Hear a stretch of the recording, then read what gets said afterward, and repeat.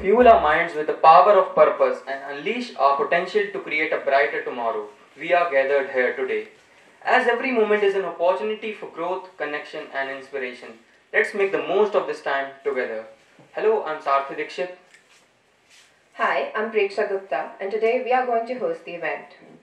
Let your motivation take flight and watch your dreams soar beyond the horizon. Udan, the Motivational Society of Hansraj College, works with the motto, Hosla hai to udan bhi hogi, which translates to, if there is courage, there will be flight. Udan is dedicated to diligently work alongside you, constantly reminding you of your aspirations and pushing you to reach them. Our society firmly believes in the transformative power of motivation, and we are committed to providing you with necessary encouragement to overcome challenges and surpass your own expectations. So today, with all honesty and positivity, I want to present a warm welcome to our esteemed guests and defenders of democracy to this wonderful event based on constitutional values and fundamental duties. I would especially like to extend a cordial welcome to our guest, Dr. Satyanarayan Jatia, former Union Cabinet Minister, the Director of ICPS, Dr. Seema Kaul Singh, Dr. Ravindra Garimela, former Joint Secretary, Lok Sabha Secretariat, and Dr. Deepak Gosain, former Director, Lok Sabha Secretariat. We feel privileged to have some eminent personalities with us here. Your presence is remarkable, sir. I am grateful to our respected Principal Professor Dr. Rama ma'am, who made this event possible. I further welcome our guests and our esteemed teachers and all the students present here. We ignite a lamp as a beacon of hope, casting out darkness and filling our hearts with the warmth of inspiration. Now, I would like to invite the guests, Convener Vikas Singh Sir and President Palak Chauhan, to light the lamp. As we ignite this lamp, we also ignite a collective pursuit of knowledge and learning. Each flicker represents the illumination of mind and a spark of curiosity within us. It signifies a commitment to nurturing wisdom and fostering an environment of growth.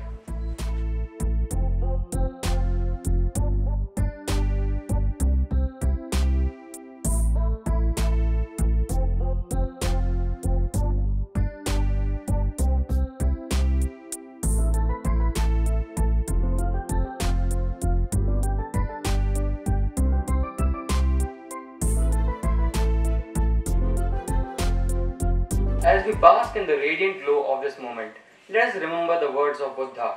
Thousands of candles can be lit from a single candle, and the life of the candle will not be shortened. Happiness never decreases by being shared.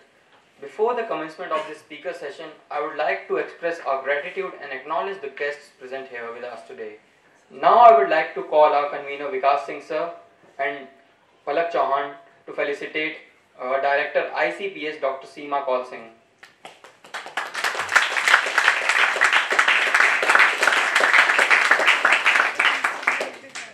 Now I request our convener sir and our president Palak Chauhan to present the token of appreciation to our guest speaker Dr. Ravindra Garimela sir.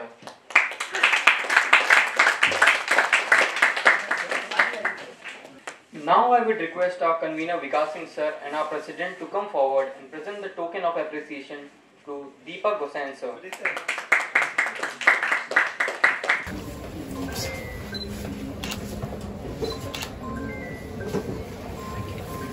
Today, in collaboration with the Institute of Constitutional and Parliamentary Studies, our society has organized this enthusiastic event based on the theme Empowering Youths with Constitutional Values and Fundamental Duties.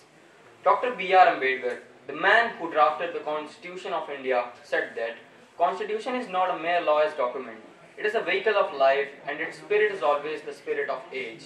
The Institute of Constitutional and Parliamentary Studies, ICPS, stands as a beacon of knowledge and enlightenment, dedicated to nurturing a deep understanding of constitutional principles and parliamentary democracy.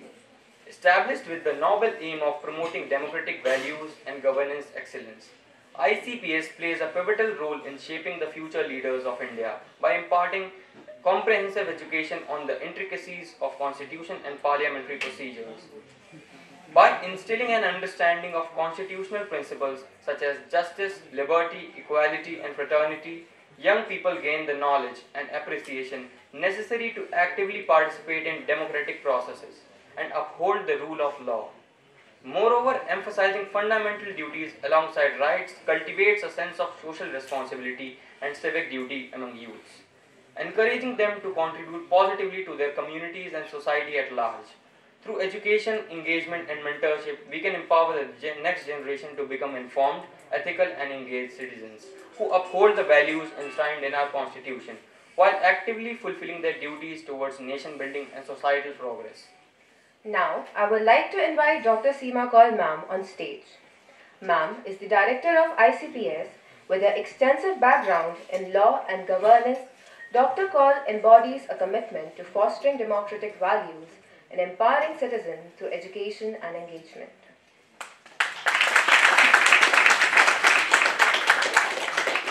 Thank you, and good afternoon to everyone present here, and on behalf of Institute of Constitutional and Parliamentary Studies, I welcome you all to this enriching session. The Institute of Constitutional and Parliamentary Studies is delighted to present this program, Empowering Youth with Constitutional Responsibilities and Duties, in collaboration with colleges. This initiative seeks to empower young individuals by deepening their understanding of constitutional responsibilities and duties, fostering active citizenship and promoting democratic values.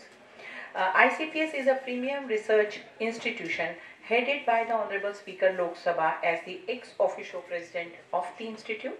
Since 1965, ICPS has been serving the protege minds through organizing academic research and training programs in the field of constitutional and parliamentary studies. And ICPS has also created comprehensive coursework related to constitution and parliamentary procedures. I would, because since your anchor has already spoken few lines on ICPS, so I would just like to share that ICPS runs quite a large number of programs online, and this is basic and advanced programs. We have a list of 21 basic programs and 3 advanced programs, and they are all certificate programs, and we organize this program in an online mode on weekends. So I request you that we will be sharing the list of the program.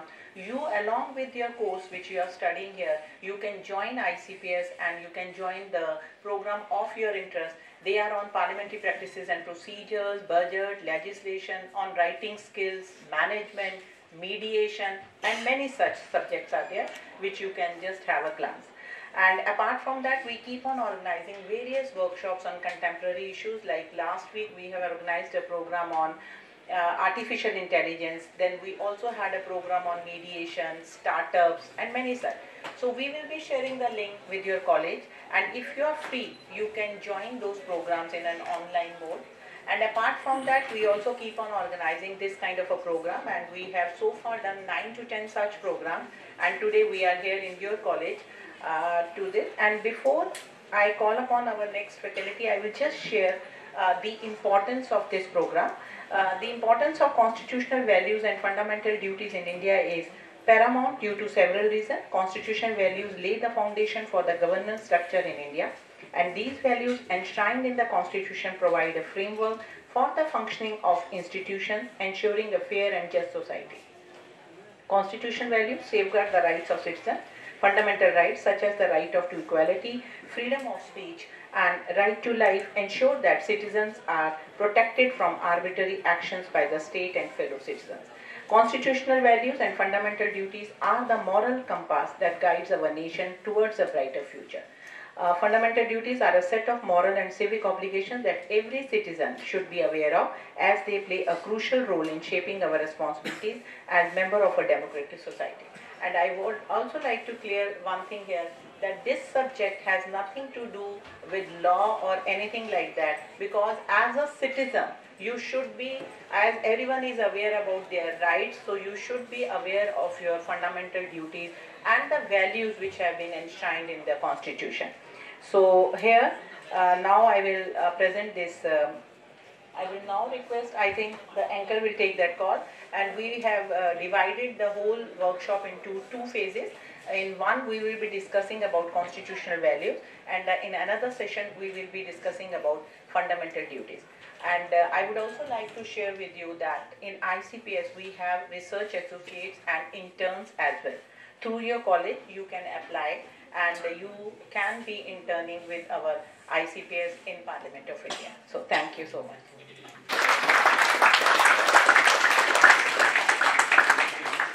Thank you so much, ma'am. I would like to call our convener Vikas Singh sir and our president Palak Chauhan to felicitate the director of ICP, Dr. Satyanarayan Jatia, former Union Cabinet Minister.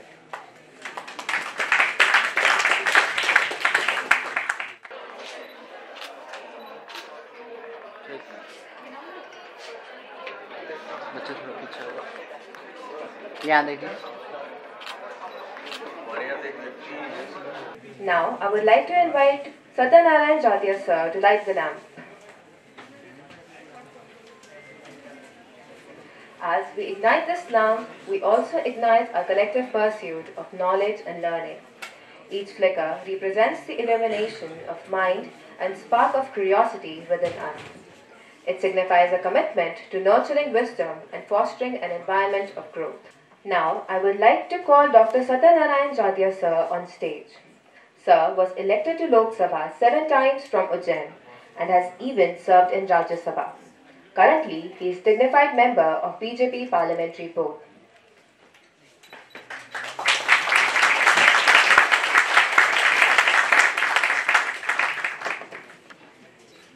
Hansraj college में आपके बीच आकर मुझे बहुत प्रसन्नता है। College यानी knowledge, और ये हमेशा की प्रक्रिया है। आदमी जिंदगी भर सीखते रहता है। यहाँ भी मैं सिखाने नहीं आया हूँ, सीखने के लिए आया हूँ, क्योंकि कॉलेज है। बड़ी खुशी की बात है कि मैंने बहुत नाम सुना था हंसराज कॉलेज का, और हंसराज यानी महात्मा हंसराज, तो ये तो बहुत ही अच्छी बात है। हंस यानी नीर शीर विवेक, यानी दूध का दूध और पानी का पानी। जिंदगी की यही है कहानी। जिसने समझी उसको समझा नहीं, और जिसने नहीं समझी है उसकी जिंदगी बेगानी। तो निश्चित रूप से हम समझने समझाने के लिए है यहाँ पर। मैं कुछ नया नहीं करने वाला हूँ। जो कुछ है उसको हम प्रकट करते हैं। आविष्कार उसी को कहते हैं जो होता है परंतु मालूम नहीं होता है, उसको प्रकट करना है। और बहुत अच्छी बात है कि आज पार्लियामेंट्री उसमें यहाँ पर, चूंकि मैं पार्लियामेंट में रहा हूँ, प्राय मेरे राजनीति की 50 साल से ज़्यादा समय का हो गया है। 7 बार लोकसभा, 1 बार राज्यसभा, 1 बार विधानसभा, सभी सभाएं हो गई है। तो फिर आपकी सभा में भी आना मेरे लिए कोई मुश्किल नहीं था, इसलिए मैं आ गया हूँ।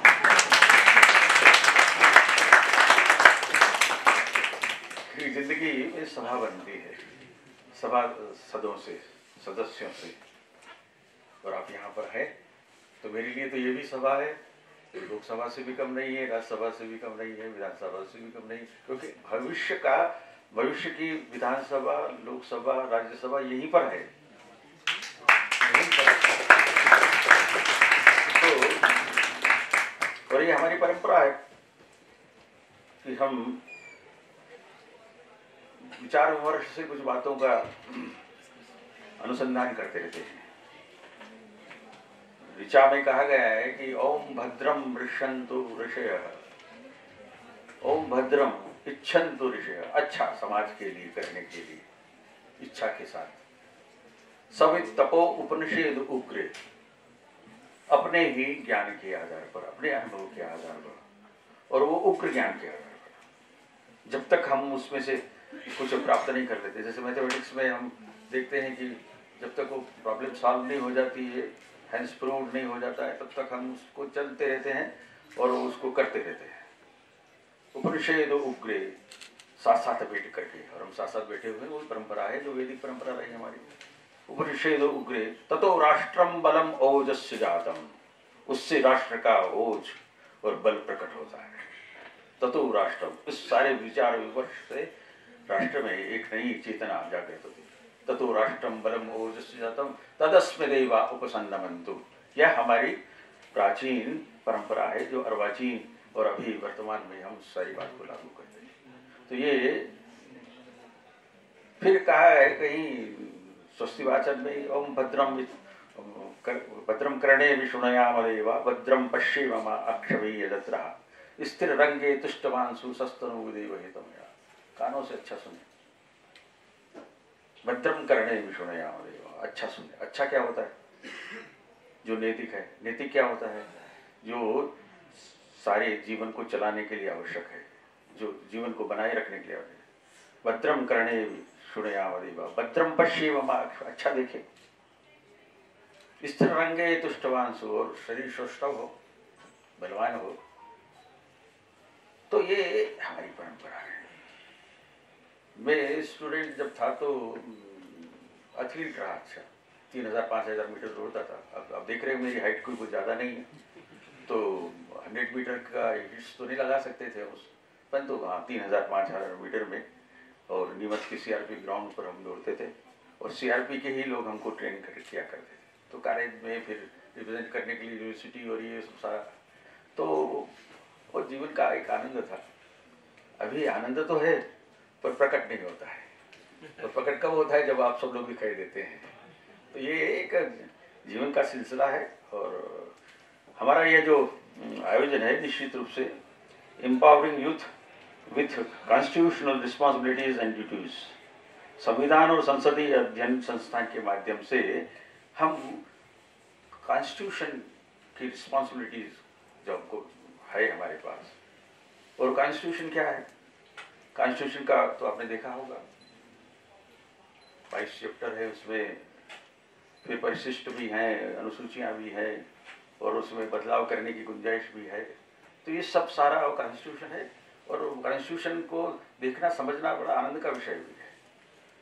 और कॉन्स्टिट्यूशन को मैं लाने वाला था यहाँ, बहुत अच्छा किताब है वो, क्योंकि कॉन्स्टिट्यूशन मेरा विषय रहा है, इसलिए कॉन्स्टिट्यूशन का सार देखा जाए तो उसके प्रियम्बल में है, उद्देशिका में है, और प्रियम्बल की कापी मेरे पास है। थोड़ा सा आपके दर्शन करने के लिए मैं प्रकट कर देता हूँ। ऐसा है। संविधान की, जिसको हम आत्मा कह सकते हैं, प्रेरणा कह सकते हैं, तो यह भारत का संविधान है। और भारत का संविधान शुरुआत करता है, हम भारत के लोग, हम भारत के लोग, we the people of India, we, मैं हूँ, आप हैं, आप हैं, आप हैं, मैं हूँ तो मैं ही हूँ, अकेला हूँ, पर मैं के साथ कुछ एक जुड़ गया तो हम हो गया। पर हम हुआ तो दो नहीं हुए, हम हुआ तो तीन नहीं हुए, हम हुआ तो सारा देश हो गया। तो ये जो हम है, ये पूरे देश का विस्तार है। हम में सब कुछ है, हम में हिम्मत है, हम में ताकत है, और उस हमको प्रकट करने के लिए, और निश्चित रूप से इसका प्रकटीकरण करने के लिए समय समय पर राष्ट्र के सामने अवसर आते रहते हैं। तो हम भारत के लोग, we the people of India having solemnly resolved to constitute India into, Bharat को एक संपूर्ण प्रभुत्व संपन्न ये सब प्रकार से ये उसके ज्ञान विज्ञान और सारी विधाओं से संपूर्ण रूप से जो भी संसार में है विद्यमान, उस सबको प्रकट करने के लिए संपूर्ण प्रभुत्व संपन्न। बाद में फिर जोड़ा गया था आपातकाल में समाजवादी पंथ निरपेक्ष। अब समाजवाद के बारे में तो हम कह सकते हैं, समाजवाद, साम्यवाद, साम्राज्यवाद, ये सब वादवाद हैं। तो ये हमने कहा कि हम समाजवाद, समाजवाद का अर्थ यदि लेना हो सामान्यतया से, तो समाज के प्रत्येक व्यक्ति के बारे में चिंता करना, और मानव में भेद नहीं, मनुष्य में कोई भेद नहीं है, क्योंकि हम तो एक ही प्रकार के लोग हैं। हमारे में जो प्रेरणा शक्ति काम कर रही है, जो ऊर्जा का स्रोत है, जिसको हम आत्मा कह सकते हैं, प्राण शक्ति कह सकते हैं, वह तो एक ही है, और वो सब में है। ईशावास्यमिदं सर्वम यत् किंचित् जगत्याम जगत, वो तो हर एक प्राणी में है। फिर उसमें ईशावास्य में जो आगे ईशावास्यमिदं सर्वम यत् किंचित् जगत्याम जगत तेन तक्तेन भुंजितः त्यागपूर्वक भोग माँ विद माँ कस्मित्, किसी भी रूप में, किसी भी प्रकार से हम उस पर अतिक्रमण ना करें, उस पर गिद्ध दृष्टि ना करें, उसका अतिक्रमण ना करें। तो ये एक जीवन पद्धति में ईशावास्य में कहा गया है। ये सब हम सब एक ही तरीके हैं, तो फिर भेद क्या है? तो इसमें जो समता और समत्व का भाव है, समानता का जो भाव है, वह समानता का भाव जो है वो बहुत महत्वपूर्ण है। तो मैं इस कॉन्स्टिट्यूशन को थोड़ा सा प्रेमबल के बारे में थोड़ी सी बात कर लेते हैं, फिर उसके बाद और भी विषय आएंगे, क्योंकि विषय का विस्तार बहुत बड़ा है, उसका फलक बहुत बड़ा है। तो क्षितिज, और ये क्षितिज तो आपसे ही सुंदर बनेगा। क्षितिज तक प्रत्येक ऋषि में हम उठे नव प्राण भरने, नव सदन की साधने हम उठे निर्माण करने। साधना के दीप शुभ हो, ज्ञान का आलोक छाए, नष्ट तृष्णा के दिन हो, धाम अपना लेने आए। क्षितिज तक प्रत्येक ऋषि। अब क्षितिज किसको पता है कहाँ है? जहाँ धरती और आकाश मिलते हुए आभासित होता है वो क्षितिज है। और इसलिए ये जो कहते ना कि भाई स्काई इज द लिमिट, कितना करना है करते जाओ जितना आपका दम है। तो पंथ निरपेक्ष कहा है, उनको लोग उसको कहीं धर्म निरपेक्ष भी कर देते हैं। पंथ यानी हमारी पूजा पद्धतियाँ जितनी है उस सब पद्धतियों में राष्ट्र का ये नहीं है, किंतु हर पंथ है जो हमारे लिए, जिसको भी कोई मानता है वो हमारे लिए पूज्य है, आदरणीय है। इसलिए पंथ निरपेक्ष हम बनाते हैं। और लोकतंत्रात्मक गणराज्य बनाने के लिए, लोकतंत्रात्मक गणराज्य बनाने के लिए ये लोकतंत्र क्या है? यानी लोगों से, जनता के द्वारा जनता से जनता का शासन, ये लोकतंत्र है। ऐसा मोटी मोटी परिभाषा होती है इसकी। तो लोकतंत्र for the people, of the people, from the people, ऐसा करके हम बोलते रहते हैं। तो ये लोकतंत्रात्मक गणराज्य बनाने के लिए तथा उसके समस्त नागरिकों को, सभी नागरिकों को, कोई छूटेगा नहीं भाई, समस्त नागरिकों को क्या करना है? सामाजिक, आर्थिक, राजनीतिक न्याय, justice, socio economical, political justice करना है। किसको करना है? वो आखिरी में आया है उसमें, अंगीकृत, अधिनियमित, आत्मर्पित, adopt, enact and give ourself. तो हमने अपने भारत के संविधान को एडॉप्ट किया है। हमने किया है। किसने किया है? भारत के लोग। भारत के लोग कौन? हम। उस वक्त के जो भारत के लोग हैं उसी परंपरा में हम भी हैं। तो हम भारत के लोग अंगीकृत किया है, एडॉप्ट किया है, इलेक्ट किया है, हमने अधिनियमित किया है, इसको कानून का स्वरूप दे दिया है, और आत्मर्पित किया है, गिव टू आवरसेल्फ, इसको आत्मसात कर लिया है। तो ऐसा जो भारत का संविधान है, अब इसमें जो ड्यूटीज हैं हमारी, जो कर्तव्य है हमारे, अब कहते हैं भाई ये अधिकार, ये हमारा अधिकार है, और अधिकार था, अधिकार है भी। जैसे लोकमान्य तिलक ने कहा था ना कि स्वतंत्रता स्वराज्य मेरा जन्मसिद्ध अधिकार है, स्वराज्य मेरा जन्मसिद्ध अधिकार है, स्वराज्य मेरा जन्मसिद्ध अधिकार। ब्रिटिश थे और उसकी नियम को, उस तरह के राज्य व्यवस्थाओं को चुनौती देते हुए उन्होंने कहा तो स्वराज्य मेरा जन्मसिद्ध अधिकार है, तो देश में स्वराज्य लाने। लोकतंत्र लोकमान्य तिलक का हम जानते हैं। तो उस वक्त के जितने लोग रहे होंगे और उसमें से जिनका नाम रहा होगा, बाल पाल, विपिन पाल, बाल गंगाधर तिलक, और इस तरह से जो अपने लाहौर में जो रहे हमारे लाला लाजपत राय, जिन पर लाठियों की मार पड़ी, और फिर सैंडर्स कहाँ से आया और कहाँ चला गया पता नहीं लगा, वही बड़ा इतिहास है। मैं लिखते भी रहा हूँ, और मेरा जो लॉ किया था, मैंने आपातकाल के दिनों में हमको जेलों में डाल दिया गया था। जब जेलों में डाल दिया गया था तो मेरा फाइनल था, लॉ का फाइनल। अब परीक्षा देना कैसे, तो वहाँ पर कुछ हमारे मित्र थे, वकील थे, उनसे पूछताछ करके पढ़ते हुए, लिखते हुए, समझते हुए, और फिर वहाँ पढ़े, और वहीं से लॉ फाइनल करके, जहाँ जो स्थान था वो उज्जैन का था, और उसमें भेरूगढ़ करके एक जगह है, तो भेरूगढ़ जेल जिसको कहा करते थे, हमारे यहाँ विक्रम यूनिवर्सिटी है, तो हमने कहा कि हम भेरूगढ़ यूनिवर्सिटी से पास होकर के आए हैं, लॉ पास हमने वहीं से किया। जैसे आपने हंसराज कॉलेज में जब निकलेंगे यहाँ से, तो जब कहेंगे आपके हम हंसराज कॉलेज से निकल करके आएंगे, तो लोग कहेंगे अच्छा हंसराज कॉलेज में पढ़ते थे, तो हम भी कहते हैं कि भाई हम भेरूगढ़ यूनिवर्सिटी से लॉ करके आए। तो इस तरह से जीवन की यात्रा चलती है। सामाजिक, आर्थिक, राजनीतिक न्याय कौन करेगा भाई? कौन करेगा? हम करेंगे। सामाजिक न्याय हमको करना है, इसका मतलब गैर बराबरी नहीं होना, मनुष्य में गैर बराबरी नहीं होना। कोई छोटा है कोई बड़ा है ऐसा नहीं। आदमी तो आदमी होता है, आदमी ना छोटा होता है ना आदमी बड़ा होता है। ये बात अलग है कि कोई पहाड़ पर खड़ा है कोई जमीन पर पड़ा है, पर वो तो आदमी तो है, आदमी है ना। और इसलिए आदमी और आदमी में मनुष्य और मनुष्य में कोई भेद नहीं। और इसलिए हमने कहा कि सामाजिक न्याय, अब ये जाति पाति ये वो सब कितना फ्रिक्शंस हो गए हैं, और हम देख रहे हैं कि आज की व्यवस्था में इसका प्रभाव कितना बढ़ता चला जा रहा है ना। तो संविधान हमको दिशा देता है कि हम सामाजिक न्याय करेंगे। किसी के बारे में भी जन्म के स्थान पर जहाँ से उसका जन्म हुआ है, कहाँ जन्म हुआ है, किस जाति में जन्म हुआ है, किस प्रकार का वो काम करता है, उसके आधार पर हम भेद नहीं करेंगे।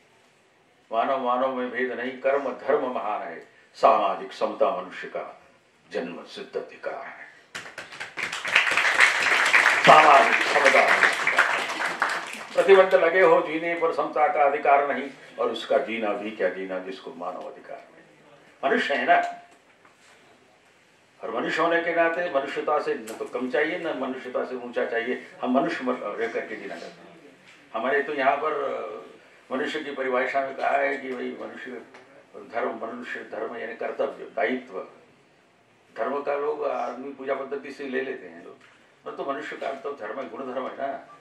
तो मनुष्य का धर्म क्या है? धृति क्षमा दमस्ते शोच इंद्रिय निग्रह धीविद्या सत्यम अक्रोधो दशकम धर्म लक्षण। 10 पैरामीटर्स हैं, उस पर अपने आप को उतारिए। धृति क्षमा दम अस्तेय, आपका आप में कितना धैर्य है, क्षमा करने की कितनी क्षमता है, आप किसी के दूसरे उस पर किसी भी उसके ऊपर अपना हक नहीं जमा सकते। तो ये सारे 10 गुण है वो मनुष्य होना चाहिए। और यदि 10 में से एक भी नहीं रहा तो क्या मनुष्य कहलाने के अधिकारी हो जाएंगे? तो ये विकसित करना, धृति क्षमा दमा स्थैर्य शुचिता, हमारे आप में नियंत्रण, धीविद्या बुद्धि धी ज्ञान, तो ये है। अब आप कितना कर पाते हैं? अब जैसे हमारे पास पढ़ने के लिए बहुत सारे विषय हैं, और परीक्षा जब देना जाते हैं तो ग्रेजुएशन में जो कुछ विषय होते हैं उसमें अलग अलग कुछ पढ़ते लिखते भी हैं। मेरे साथ भी ऐसे ही होता था, मैं भी पढ़ने लिखने में मैं चला कहाँ था कहाँ पहुँच गया हूँ, कहाँ से चले थे कहाँ पहुँच गए। भाई मेरा बहुत अच्छा केमिस्ट्री हुआ करता था, तो केमिस्ट्री बहुत अच्छी थी मेरी। हुआ ये कि फिजिक्स में ज़्यादा मार्क्स आ गए तो हम फिजिक्स में चले गए, और फिजिक्स में चलते चलते पता लगा कि पॉलिटिक्स में आ गए, और पॉलिटिक्स में आ गए तो पता लगा कि आपके यहाँ तक भी आ गए। तो कहाँ चला कहाँ पहुँच गए हम। तो ये भी एक प्रारब्ध है। आपके प्रारब्ध द्वारा कुछ नहीं होता है, आप सब कुछ काम करते हैं, परंतु कुछ बातें चांसेस होते हैं, वो कहते हैं बाई चांस हो गया। पर चांस ऐसा हुआ कि सन 72 में हमने शुरू किया था और आज तक हम उसमें लगे गए हैं। जबकि मेरी वृत्ति, मूल वृत्ति मेरी अपनी इस तरह से काम के लिए, परंतु ऑर्गेनाइजेशन का व्यक्ति हूँ, पहले से ही काम करते रहा। तो ऑर्गेनाइजेशन का काम करते करते आदमी कहाँ उसको ले जाया जाता है, वो ऑर्गेनाइजेशन तय करता है। सिर्फ मैं कभी किसी बात के लिए मेरे को दरकार नहीं थी, पर हमारी सरकार थी तो हम मंत्री हो गए। तो ये ऐसा होता है। तो मैं कह रहा था सामाजिक आर्थिक राजनीतिक न्याय, सामाजिक न्याय, समता, आर्थिक। अब आर्थिक विभेद कैसा है? खूब मेहनत करता है, उसको दिहाड़ी क्या मिलती है? एक ऑफिस में बैठकर काम करता है, उसको कितना वेतन मिलता है? एक और कोई ऊपर सुपरविजन के काम में लगा, उसको कितना होता है? कोई एक CMD हो गया, उसको कितना होता है? भाई गुजारे लायक मिलना चाहिए ना सबसे। तो एक समय था तो हम कहा करते थे 1:20 का अनुपात होना चाहिए, कम से कम इतना तो करो। परंतु ये यही तो करना है। उस कॉन्स्टिट्यूशन में क्या कह रहे हैं कि आर्थिक न्याय करना है, तो उस दिशा में वहां तक पहुंचना है, ये हमारा उद्देश्य है, गोल है, उसको प्राप्त करना चाहिए। और राजनीतिक न्याय, अब राजनीतिक न्याय में सबको वोट का अधिकार तो हो गया है, परंतु सबको आगे आ करके करने के लिए सारी बातें जो हम देख रहे हैं देश भर में, वो जो वातावरण बन गया है, उससे देश का पर्यावरण अछूता तो नहीं है। तो हम चले कहाँ थे, कहाँ जा रहे हैं, इसकी दिशा को इंगित करने के लिए, याद दिलाने के लिए कॉन्स्टिट्यूशन है कि भाई कॉन्स्टिट्यूशन ऐसा कहता है, उसको करना चाहिए। फिर विचार, अभिव्यक्ति, विश्वास, धर्म, उपासना की स्वतंत्रता, liberty of thought, expression, faith and belief, ये सारी बातें हो कह रहा है।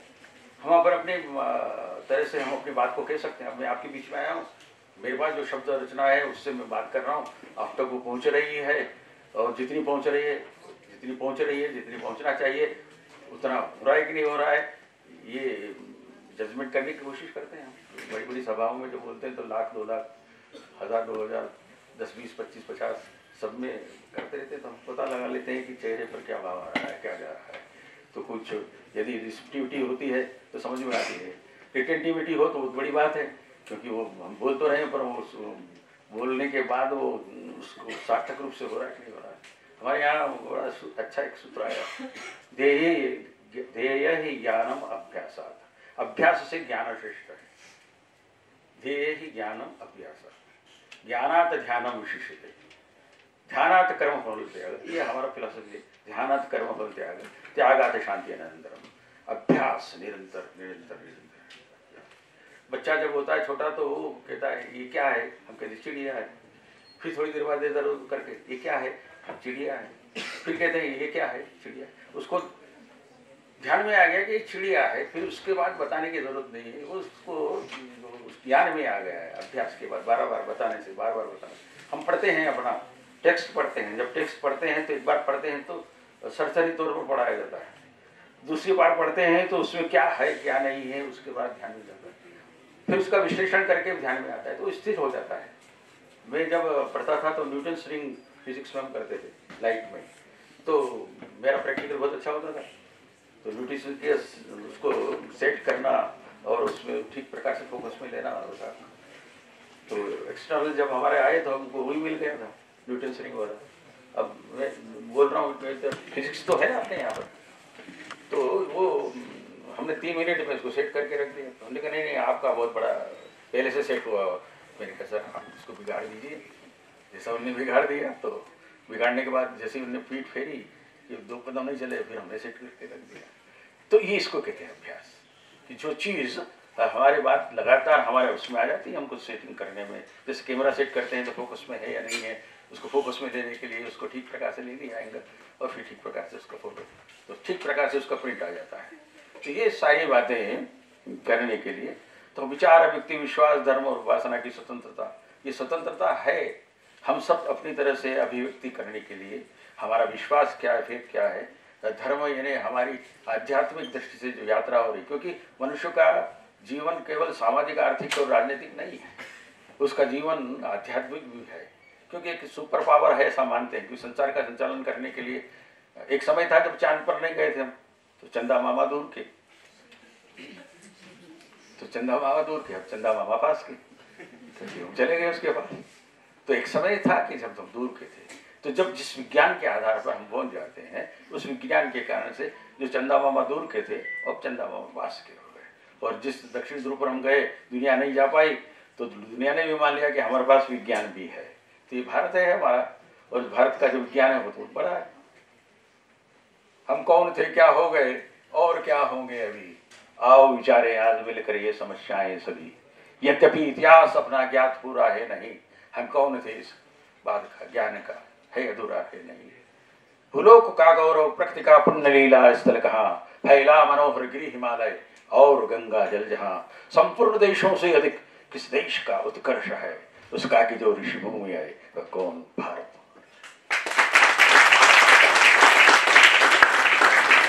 दुनिया को जवाब देना है, हम भारत के लोग दुनिया को जवाब देना चाहिए कि वह कौन भारतवर्ष है। हम देखते हैं कि स्नेह हमारी अपनी इस पद्धति में से निकल करके कौन भारतवर्ष है, तो समझ में भी आ रहा है, रशिया को भी समझ में आ रहा है, अमेरिका को भी समझ में आ रहा है, ब्रिटेन को भी समझ में आ रहा है, सब देशों को समझ में आ रहा है कि भारत भारत है। संसार की समरस्थली में धीरता धारण करो, चलते हुए निज इष्ट पथ पर संकटों से मत डरो, अति धीरता के साथ अपने कार्य में तत्पर रहो। विपत्तियों के वार सारे वीर बन करके सो, भय बाधाएं मुक्त हो जाएगी, होगी सफलता अंत में, फिर कीर्ति फैलेगी हमारी चहुं ओर दिगंत में। भारत की कीर्ति पताका विश्व गगन में फहरे, इस ध्येय के लिए हम सब साधक हैं। उस प्रकार की प्रवीणता, उसकी योग्यता प्राप्त करना हमारा ध्येय है, और जिस जिस विधा में हम काम कर रहे हैं उस विधा में चरम स्थिति तक पहुंचने का हमारा लक्ष्य होना चाहिए। मेरा एक बेटे का बेटा है, उसका नाम अमन है। वो कंप्यूटर में बाकी का डिजाइनिंग करते रहता है और वो दिन रात उसी में लगा रहता है।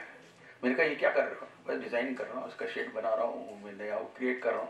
वो क्रिएशन कर रहा है तो अब उसका काम वैसा ही है, वो करेगा। मैं कह तो इसका काम करने से आंखों का क्या होगा? उन्होंने कहा आंखों का तो जो होगा, जब कहीं भी काम करेंगे तो किसी न किसी उसका तो उपयोग करना ही पड़ेगा ना।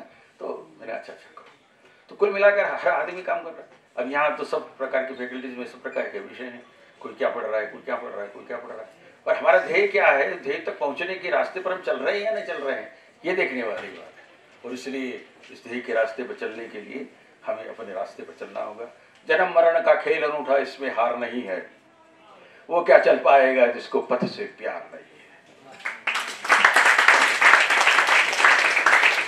हम अपने रास्ते पर चल रहे हैं। व्यर्थ है करना खुशामद रास्तों की, काम अपने पांव ही आते सफर में। और इसलिए चलते रहो अपने पथ पर लक्ष्य को प्राप्त करने के लिए। तो ये हमारा जो पार्लियामेंट्री उपक्रम है वो सब जगह पर जाकर के सब तरह से लोगों को तज्ञ बनाने का काम करता है। और उसमें मुझे कहा गया कि सत्यनारायण अपनी कथा कहो। मेरा नाम सत्यनारायण है। अब मैं उज्जैन से आता हूँ तो वहाँ तो शिव का स्थान है। तो कथा है असुर महाकाल निकेतन से वस्न दूरे किल चंद्रमौली तमिश्र पक्षे अभी सप्रियावी जो सुनावतो निरुषित प्रदूषण।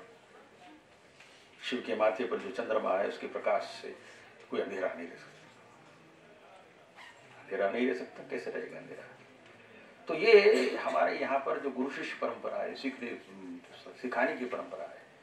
हमारा जो ध्येय वाक्य है सत्यमेव जयते, है ना? सत्यमेव, ये तो सुना है सबने।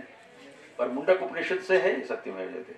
उसमें कहा गया है सत्यमेव जयते न अनर्थम, न अनर्थम। सत्य की विजय होती है, असत्य की नहीं होती। मुझे बता देना भैया, कथा में कभी नहीं समाप्त कर सकता हूँ। सत्यमेव जयते न अनर्थम सत्येन पंथा वितुतो देवयानम। क्योंकि सत्य का पथ, सदपथ, सन्मार्ग दिव्यता का मार्ग है। यत्र तद सत्यस्य परम निधानम। और जहाँ सत्य है वहाँ पूरा समाधान। अब सत्य क्या है? आपने देखा सत्य हरिश्चंद्र का सत्य था। सपने में देखा और उसको साकार करने के लिए आंखें खुली तो उन्होंने कहा कि मैंने ये सपना देखा है और इसलिए मुझे रात छोड़ देना चाहिए। छोड़ दिया। उस वक्त का सत्य वैसा था। फिर त्रेता में देखा कि दशरथ और कैकेयी की जो उनके साथ जो संकल्प लिया था, हमने कहा था कि वे 2 वर देना होंगे और 2 वर देना होंगे तो राम का अभिषेक होने वाला था, राज्य अभिषेक होने वाला था। उस वक्त ये देखे राम वनवास में जाएगा और भरत को राज्य मिलेगा। 2 वर मांग लिए, परंतु दशरथ जी ने नहीं कहा। पर समझ लिए उन्होंने कि हाँ वन में जाना है, चलेंगे। और वन में जाने से ही राम राम हुए। कहा है ना, इक्ष्वाकु वंश प्रभु रामो नाम जनेश्रुत नेतात्मा महावीरो तस्तमान धृतिमान अवश्य। तो ऐसा इक्ष्वाकु वंश में से जो आया बहुत बारीक लिखा है, मैं समझ नहीं पा रहा हूँ, बंद करने का ही होगा।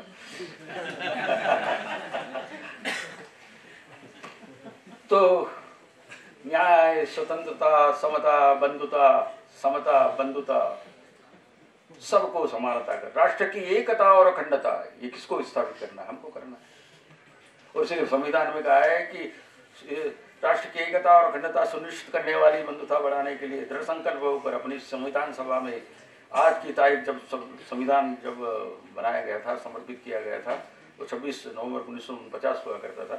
तो मिति मार्ग शुक्ला सप्तमी संवत 2006 विक्रमी को एतद् द्वारा इस संविधान को अंगीकृत, अधिनियमित और आत्मर्पित करते हैं। अंगीकृत, adopt, enact and give to ourselves. ये है भारत का। अब वो जो हमारा जो कर्तव्य पथ है उसमें क्या क्या करना चाहिए? उसमें राष्ट्र की संपत्ति की रक्षा करना चाहिए। राष्ट्र की संपत्ति है, हम सबकी संपत्ति है। पता लगा कि राष्ट्र की संपत्ति में जब रेलगाड़ी जा रही तो कोई पत्थर ही मार रहा है, वो पत्थर मार रहा है तो सब पत्थर मारने वाले होते हैं। तो देखते रहते हैं कि पत्थर मार रहा है और रेल का कांच का शीशा टूट रहा है और किसी को लगने वाली है या कोई अंदाज नहीं, कोई रोकने वाला है उसको। तो हमको रोकना होगा कि राष्ट्र की संपत्ति को तुम कैसे नुकसान पहुंचा रहे हो। पर ऐसा करने का साहस है किसी में? कोई एक्सीडेंट हो जाता है तो एक्सीडेंट में जाकर के हम वीडियो लेने के सारे काम तो करने के लिए बहुत सारे लोग दिखाई देते हैं, पर उसको उठा करके और अस्पताल तक पहुंचा करके उसको उपचार करने का उपाय करने के लिए क्या हम साहस और नैतिकता जुटा पाते हैं? तो ये जो नैतिकता है ये हमारा अपना धर्म है। तो राष्ट्र के लिए नैतिकता, हमारा ध्वज, राष्ट्र का ध्वज, इस प्रकार से ये सारी बातें हमारे सामने आई है। और संवेदना नहीं हो तो मनुष्यता नहीं। हम संवेदनशील होना चाहते हैं। मनुष्य तो वही जो निजन में सृजन कर दे, हे वही मनुष्य जो निराशा में आशा भर दे।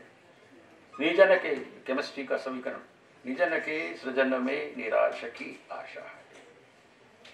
निजन की सृजन में निराश की आशा है। A+B=C+D reversible. निजन के सृजन में निराश की आशा है। इसलिए और इसीलिए मनुष्य और मनुष्यता में अंतर है। यदि मनुष्य जड़ है तो चेतना, संवेदना मनुष्यता है। तो संवेदना जागृत करना, मनुष्य में यदि संवेदना नहीं तो पत्थर है। और ऐसे भी पत्थर से पत्थरों का रिश्ता कोई होता नहीं। पत्थर से पत्थरों का रिश्ता कोई होता नहीं है। पत्थर के दर्द पर पत्थर कोई होता नहीं है।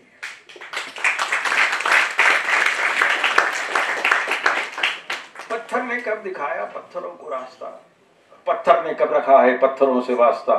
तब भी पत्थर के दर्द को जानता है पत्थर। पत्थर से जुड़ करके पत्थर तो हो जाता है पत्थर। सीमेंट लगाया जाए प्यार का, यदि हमारे में एक दूसरे के प्रति सद्भाव का, पत्थर से जुड़ करके पत्थर तो हो जाता है पत्थर। ये आदमी ही है कि आदमियत से जुड़ता नहीं है। पत्थर से भी अधिक पथरीला हो गया है आदमी। अभी अभी यहीं कहीं था, खो गया है आदमी। उस आदमियत की तलाश का नाम ये हमारा अपना पार्लियामेंट्री फोरम की तरफ से उस आदमियत को क्रिएट करने के लिए, मनुष्यता को क्रिएट करने के लिए, नागरिकता, अच्छी नागरिकता को बनाने के लिए ये सारा होगा। और इसलिए उपाय हम कर रहे हैं। और इस उपाय करने के लिए मैं आपके बीच में आया हूँ। 5 अध्याय होते हैं संतान की कथा, अभी तो एक ही हुआ है। जाके मौका भी नहीं है।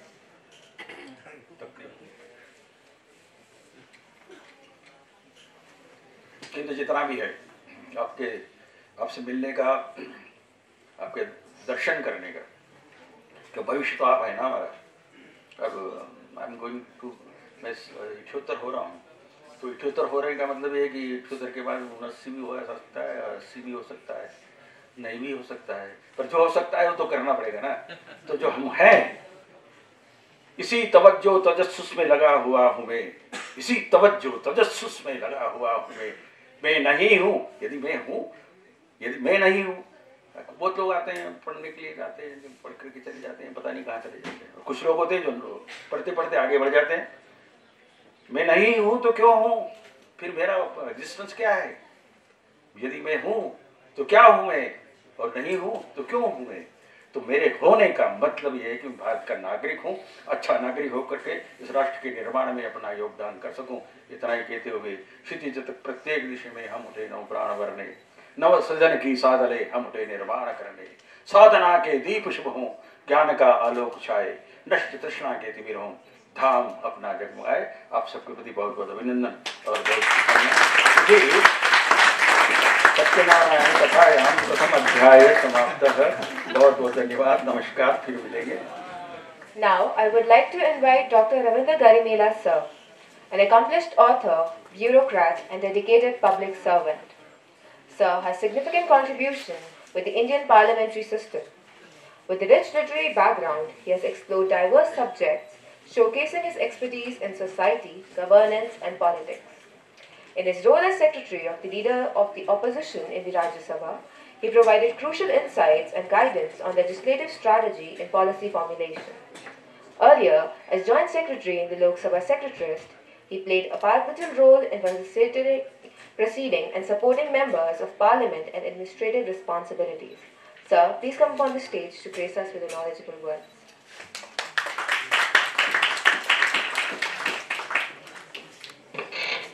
Namaskar. Good afternoon. Respected Satyanarayan ji, and then respected principal of Hansraj College, the faculty members, Dr. Seema Kondke, and my young friends.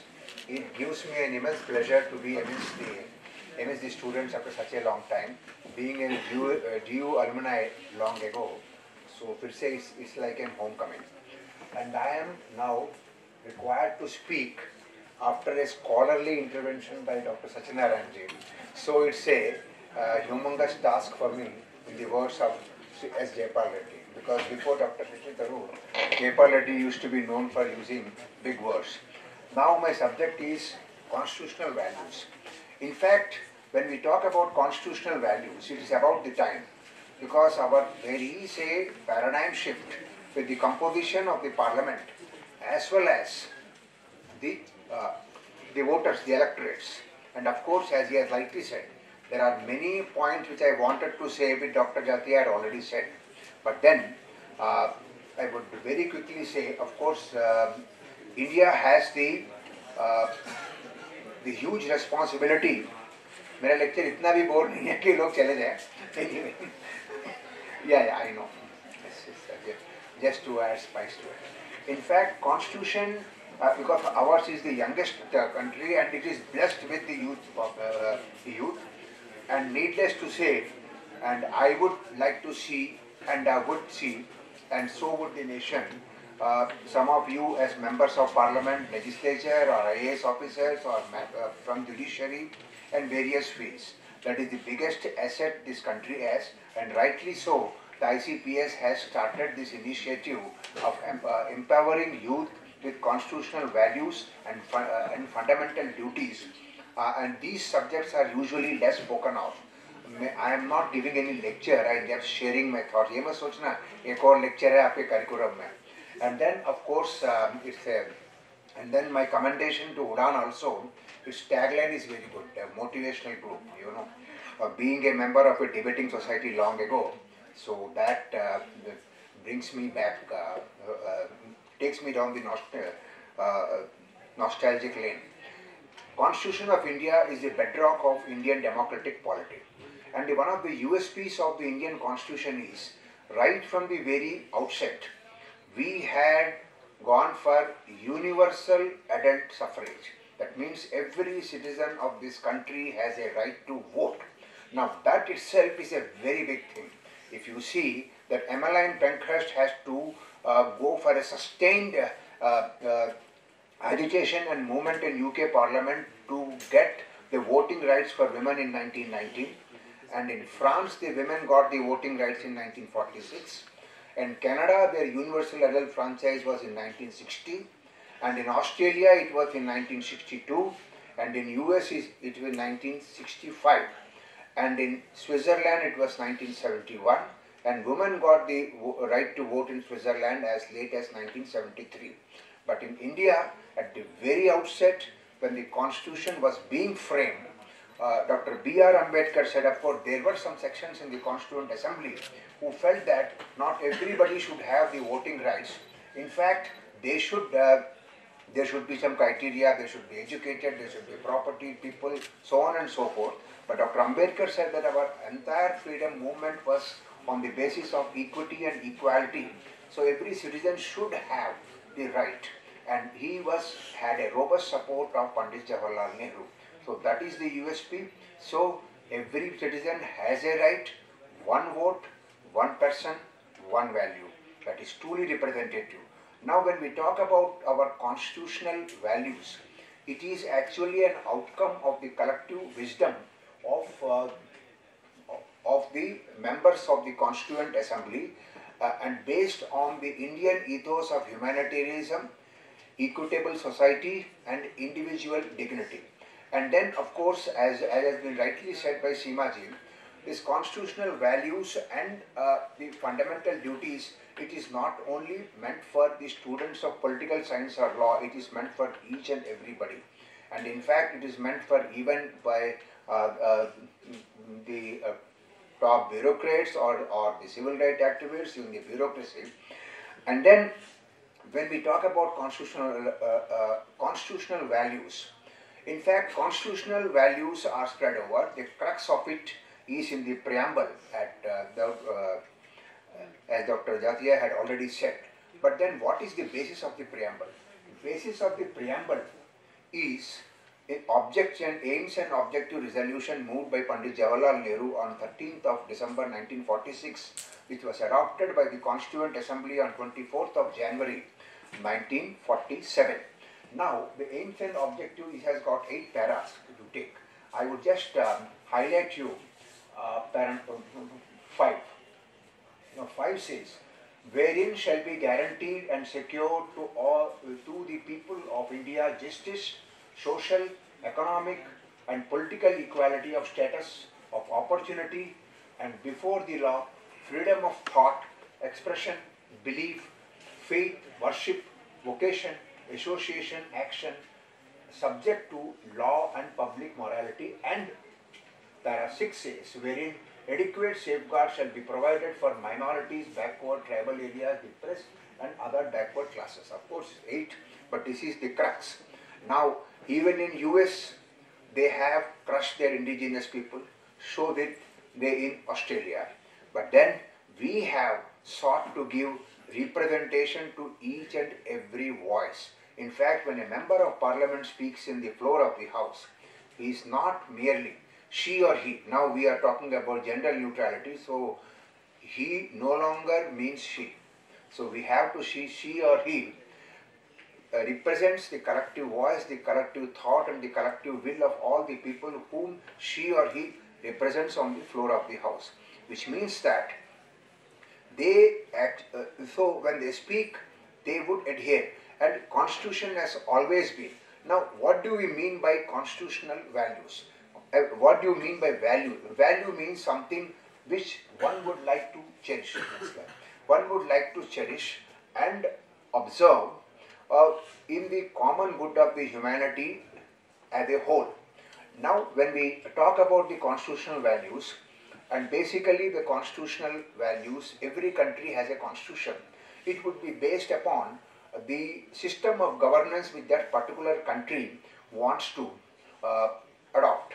Now, India has always adhered to being a welfare state, equity. So, our constitutional values, of course, we can quickly sum up like non-violence, equality, equity, justice, liberty, fraternity and respect for all.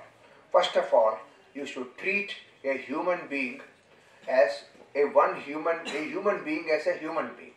Like एक इंसान को इंसान की तरह treat करना चाहिए. That is one of the crux, the foundation of our constitutional value, and to give a level playing field. In fact, these have been factored in preamble, and of course the preamble, which was, as you might be aware, well aware, that it was adopted it was adopted last. It was adopted just before the Constitution was adopted on 26th of November 1949. But before that, there was an epochal speech by Dr. B.R. Ambedkar on 25th of November 1949. Several quotes have been there. One quote I would like to just read because that sums up what do we mean by constitutional values. He posed a question: will the Indians place the country above their creed, or will they place the creed above the country? I do not know. But this much is certain, that if the parties place the creed above the country and probably be lost forever, this eventuality we must all resolutely guard against. We must be determined to defend our independence and with the last drop of our blood. And the Iron Man of India, Sardar Vallabhbhai Patel, said, it is the prime responsibility of every citizen to feel that his or her country, her to maine apne aap add kiya tha, is free and to defend its freedom in his duty. Every Indian should now forget that he is a Rajput, a Sikh or a Jat. He must remember that he is an Indian and he has right in his country with certain duties. Now, fundamental duties will be flagged by my colleague Dr. Deepak Gosang ji. So, when we talk about, there are, of course, this is the preamble which already has been read through thoroughly by my illustrious predecessor. Now we can go to the next thing very quickly. I would like to underscore the oath, the pledge which the Constituent Assembly members took after the famous Tryst for Destiny speech on the intervening night of 14th and 15th of August 1947. At this solemn, when the fifth session of the Constituent Assembly, it met at 11 a.m. in the Central Hall of the old Parliament building, now rechristened as Samvidhan Sadan. And then after this Tryst for Destiny speech by Pandit Jawaharlal Nehru, he put a pledge before all the members of the Constituent Assembly. At the clock of the midnight, at the stroke of, they took the following pledge. Now this sums up what our framers of our Constitution had in mind when they talk about the constitutional values. Next slide please. At this solemn moment, when the people of India, through suffering and sacrifice, have secured freedom, they took their name, a member of the Constituent Assembly of India, do dedicate myself in all humility to the service of India and her people, to the end that this ancient land attain her rightful and honored place in the world and make her full and willing contribution to the promotion of world peace and welfare of mankind.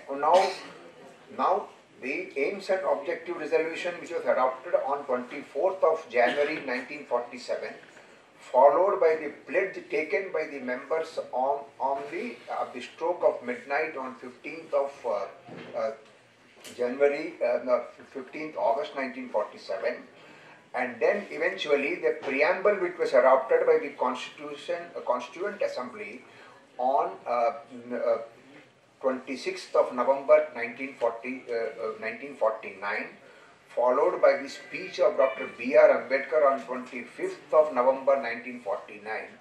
That sums up the constitutional values. Now very quickly, because I would like to flag the key areas, like we can go back. When we talk about the constitutional, no, you can go back. So they are there in the preamble. They are there in the directive principles of the state policy, because this India being a welfare state, so a duty has cast upon the state, which is the government, to seek for the welfare of the people. And similarly, eventually through the 42nd Amendment in 1976, the fundamental duties have also been incorporated, of course, which will be dwelt at length subsequently. And then sovereignty. Now what does sovereignty means? That we are internally powerful and externally free. Next, equality. And now socialism. Now socialism means, in the context of which was incorporated in the preamble by the 42nd Amendment, means a level playing field for everybody. It's not that everybody could be a rich entrepreneur, but at least everybody has a right, opportunity. Yeah, very good. I lip read you. Opportunity to go for their calling, their vocation. There is no fetters and there is no lack of opportunity. And then, of course, secularism. Now, secularism means neither religious, nor anti-religious, nor irreligious, no state religion. It means that there should be a space for every thought and every belief. Now, next. And then, democratic republic, of course, it has been chosen by the people, as our preamble also says. Where does the authority lie? The authority lies in we the people. And we have enacted, so in fact, our constitutional values are such. I would like to say, every voice, when India became independence, between 1940 and 1960, around 35 other countries got independence. But it is our proud privilege that it is only in India that the vibrant democracy is still there. In all other countries, it is pseudo-democracies or democracy has crumbled. When we talk about functioning and effective democracies, there are only handful, 4 or 5. US has its own system of democracy, then UK, of course UK, and then Australia, New Zealand, Canada and India. But India has got a challenge of diversity. And despite, because Sir Ivor Jennings, when he spoke about our constitution, he said it's a lawyer paradise. Maybe, but then this lawyer's paradise has come to assistance in interpretation of the constitutional provisions rather than coming in the way of the constitution being rolled out. It's a visionary document, and Article 368 also provides for a system of amending the constitution as the times come. The constitution has been amended 105 times. A question may arise, if it is amended 105 times, does that mean that there is something wrong with the constitution? The answer is big no, because we have moved with the times. There have been a quantum leap from 1990, 91, 92 onwards when we opened up our economy. And now India has for the entire world a very crucial geopolitical significance as well as a safe economic haven. And then of course in India, we all have the advantage of knowing at least 3 languages. Our mother tongue, Hindi and English. And I have seen during my many travels, many developed countries, they struggle with speaking in English. Of course, English comes to us naturally. And then moreover, because everything, our languages are based on the Devanagari, Sanskrit is the origin. So we have a clarity. We have, even though somebody might have done mathematics or not, but in Indian's mind, actually, it has got a clarity and a conceptual clarity, a phonetic clarity. And one more thing, as regards the politics, it flows in our veins, हमारे रगों में बहता है. Supposing if you want an analysis, if you ask even a hawker, he would tell you what is the trend in UP and what is the trend in MP. So that is the kind of political sagacity we have. And that is the crux of our constitutional values. And I would say there is something inherent which is unseen. It is like Wi-Fi. It connects. It cannot be seen. But so that is the strength of our the constitutional values. And then if you simply say, if you want to find constitutional values, point out a provision. You can't do that. You will have to start with preamble. You will have to see various provisions like directive principles. There are, of course, fundamental duties, and there are some provisions which take care of the scheduled castes and the scheduled tribes. It means that we have an inbuilt constitutional safeguard to protect our indigenous people. Whereas we have seen the so-called developed countries, they have wiped out their indigenous people. And so, and then of course justice means justice to all, equity. Of course, I would not say everything is rosy in our democratic polity, but nevertheless, we have survived this long, and 75 years in a democratic polity is actually it's an achievement, as well as and then we have survived all kinds of diversities, and within these 75 years, we have achieved a lot which the developed Western democracies took more than 200 years or so. And then of course there is, next please, equity. Equity means that a fairness, not necessarily equality. Of course, we can't say everybody should have the same wealth of a successful industrialist, but at least they have enough, they have an opportunity to go for their calling, and we have the beauty of our constitutional values, and the constitution is we have factored it in our constitution itself. So whenever anything is there in the constitution, nobody would like to come to the power through any other means. Despite we had political instability in late 1960s, also from 77 to 79, 89 to 99. Then we had an experimentation with the coalition governments, NDA, UPA 1 and 2. Then again we have come back to a party which has a clear-cut mandate. So something works in our constitution which enhances its value. Finally, there is an outlier effect that it provides space for everybody.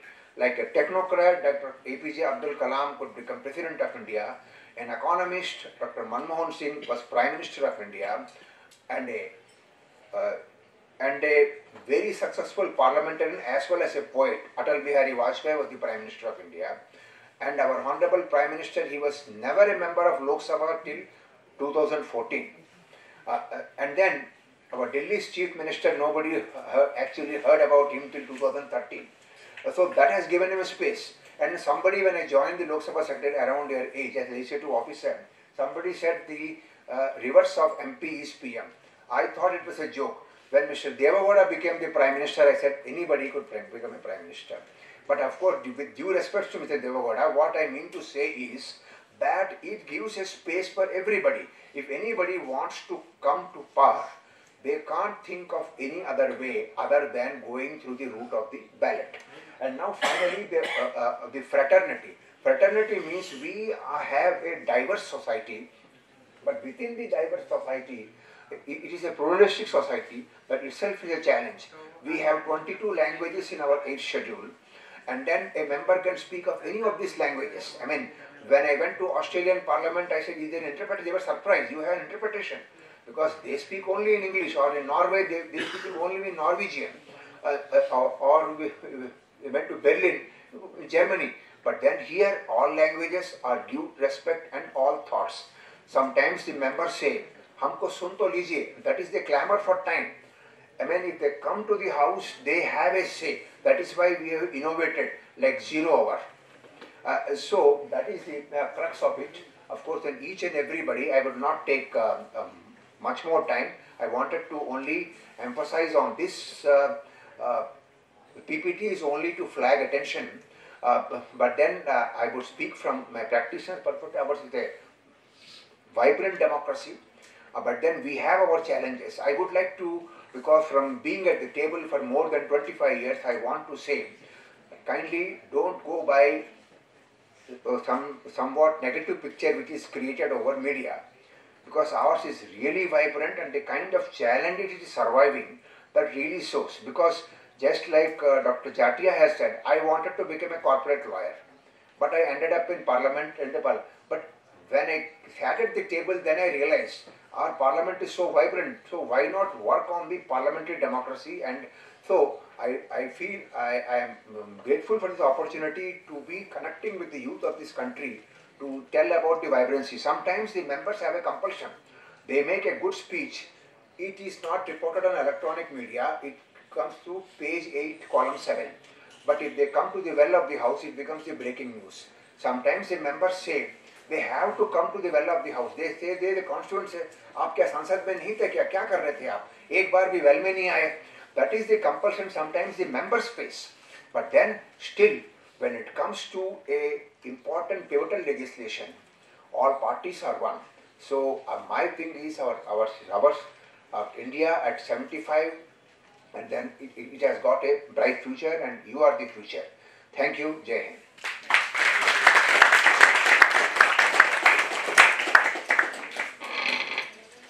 Thank you so much, sir. Now I would like to call Dr. Deepak Hussain, former director of the Parliamentary Research and Training Institute for Democracies, PRIDE. Before joining the Lok Sabha Secretariat, he served as a lecturer in political science at the University of Delhi itself. Throughout his tenure, Dr. Hussain played a pivotal role in various capacities at PRIDE, the capacity building arm of the Lok Sabha Secretariat. Currently, Sir is sharing his expertise as a resource person at the Institute of Constitutional and Parliamentary Studies, ICPS, Defence Headquarter Training Institute, DHTI, of the Ministry of Defence, and Arun Jaitley National Institute of Financial Management, Faridabad. Please come upon the stage, sir, to put forward your enlightening words.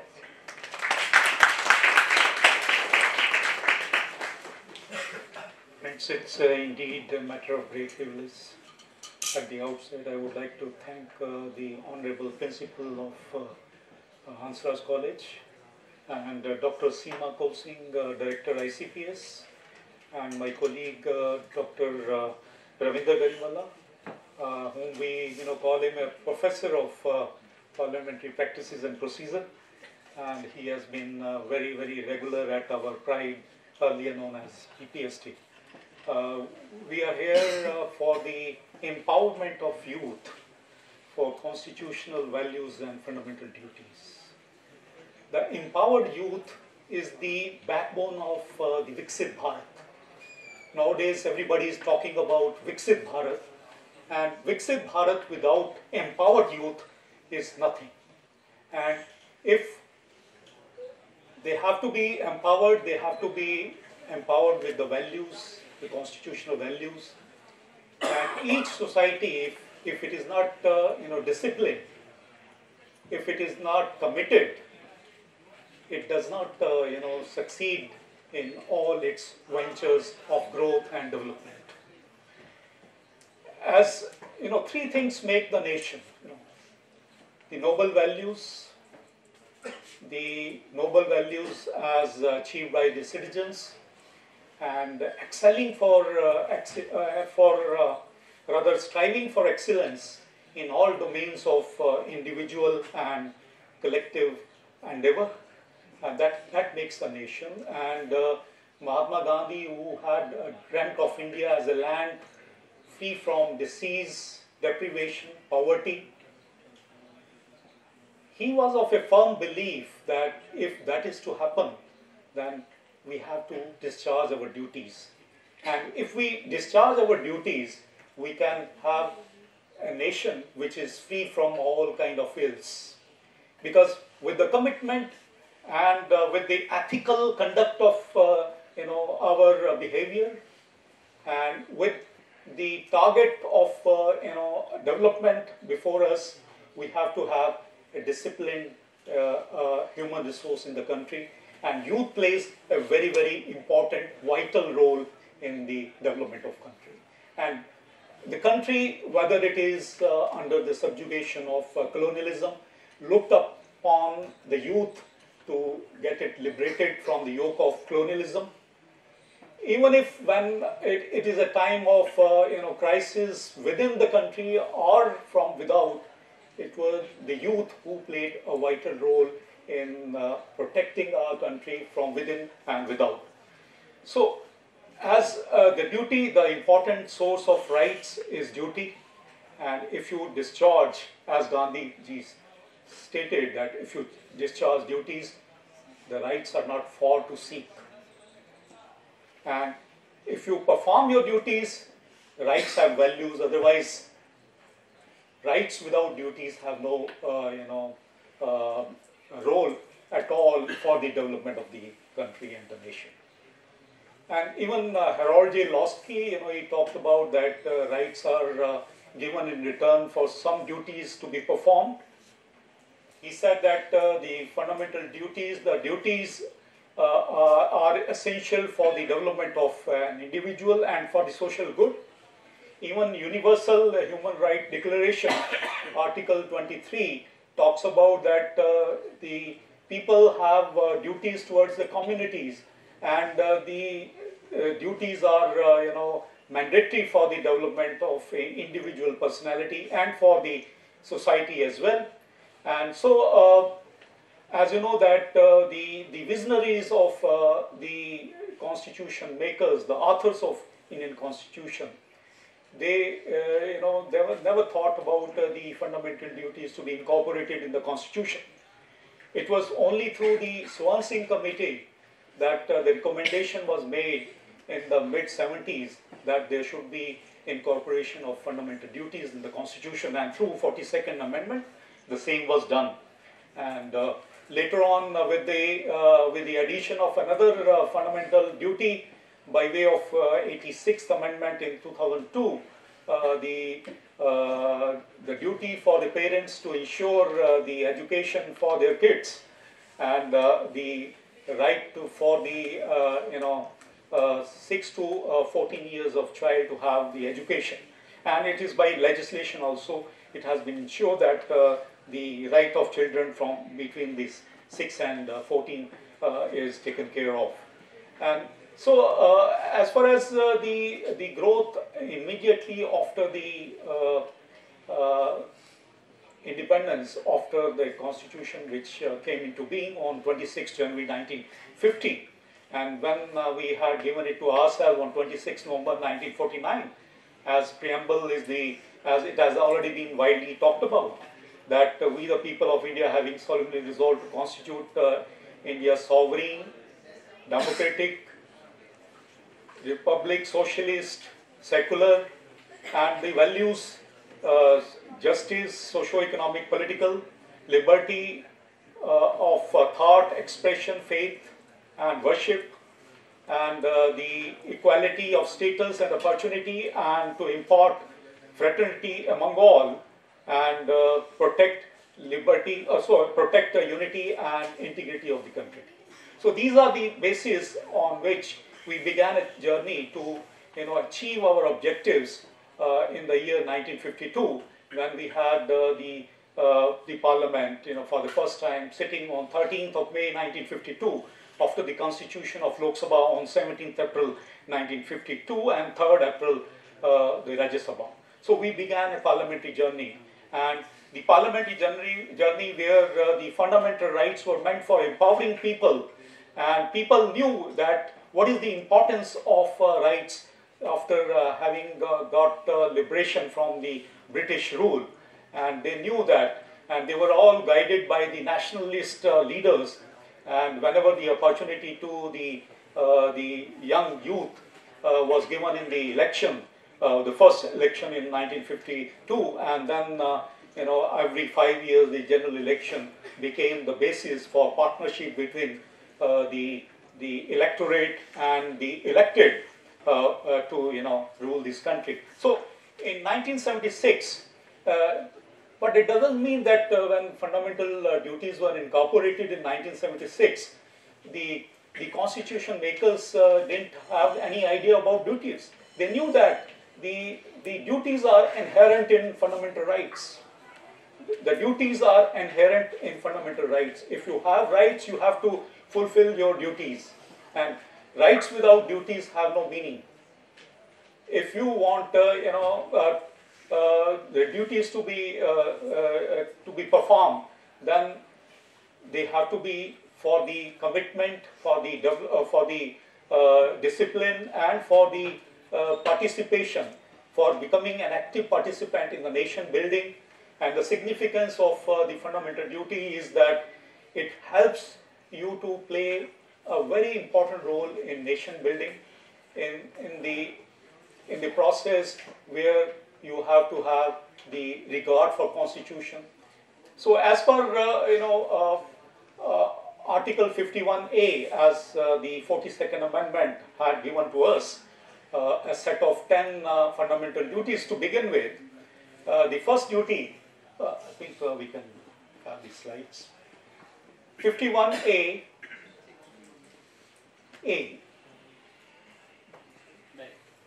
to abide by the Constitution, respects its ideals and institutions, national anthem, national flag. So these are the important symbols of our nation.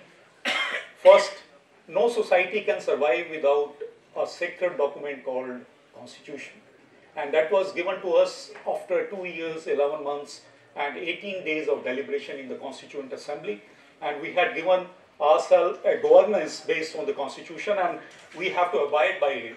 And abiding the Constitution is that not indulging in any activity in violation of the letter and spirit of the Constitution. So we should not do anything which is in violation of letter and spirit of the Constitution. We have to respect the ideals. The Constitution, the ideals are very much there in the preamble. The preamble contains the ideals, so we have to be respectful to those ideals and the institutions. We have executive, we have legislature, judiciary. We have to be respectful to our government, whether it is at the center, we have a union government, we have a state government, We have a legislature making laws for us. We have a legislature, the parliament, which has just given to us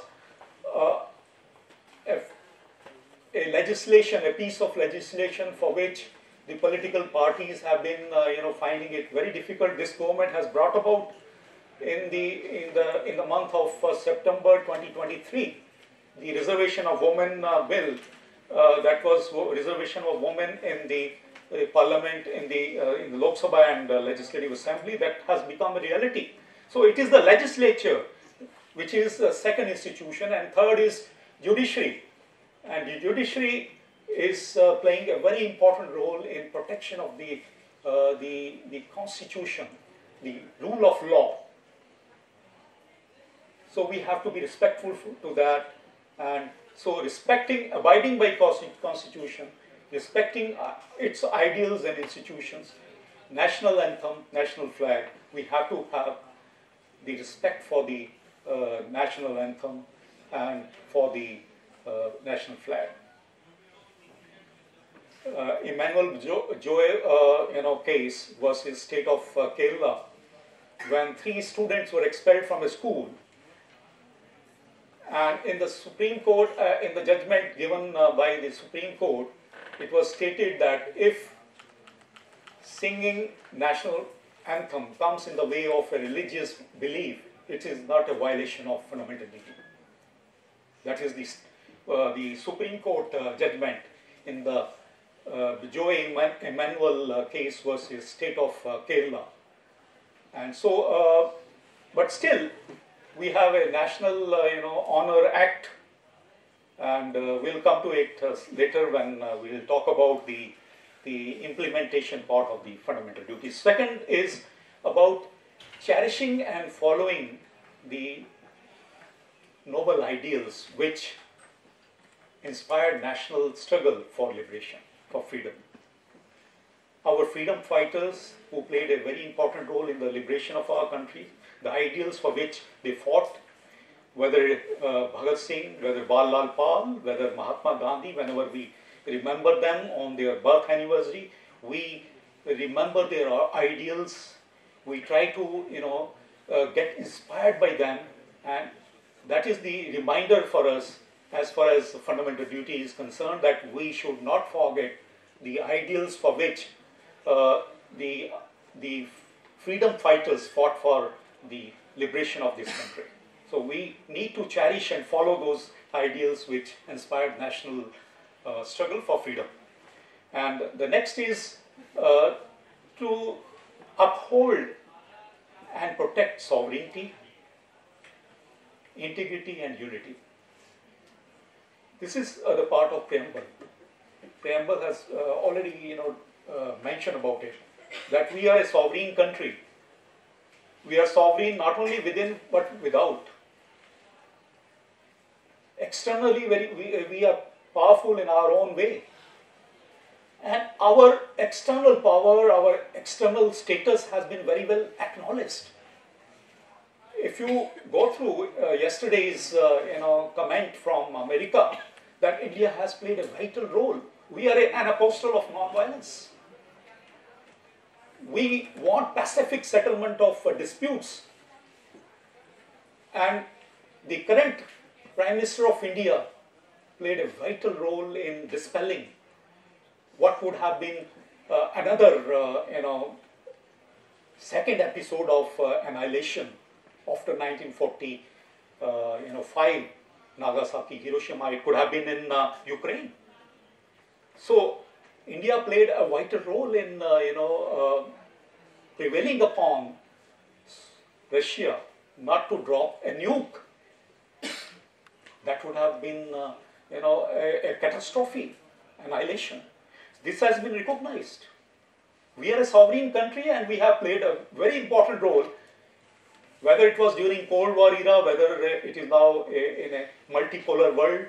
We are playing a very responsible role of a leader of third world countries, where our voice is being heard, and that has been recognized by one world power, America, for exercising its influence on another world power, that is Russia. That is the reality that today. It is because of our youth, it is because of our human resource contributing to that stature of our country, for which we are proud of. And so the next fundamental duty, apart from upholding and protecting sovereignty, unity, integrity of the country, united we are, the progressive we will be, and Viksit we will be by 2047, as it is the vision of our current Prime Minister. So the next is the 51A-D, that is to defend the country and render national service when called upon to do so. So, defending the country, we can contribute to the defense of our country, whether maybe sometime, maybe we have the Army General sitting here, maybe one of you can take over the cudgels of Indian Army or Indian Navy or Indian Air Force.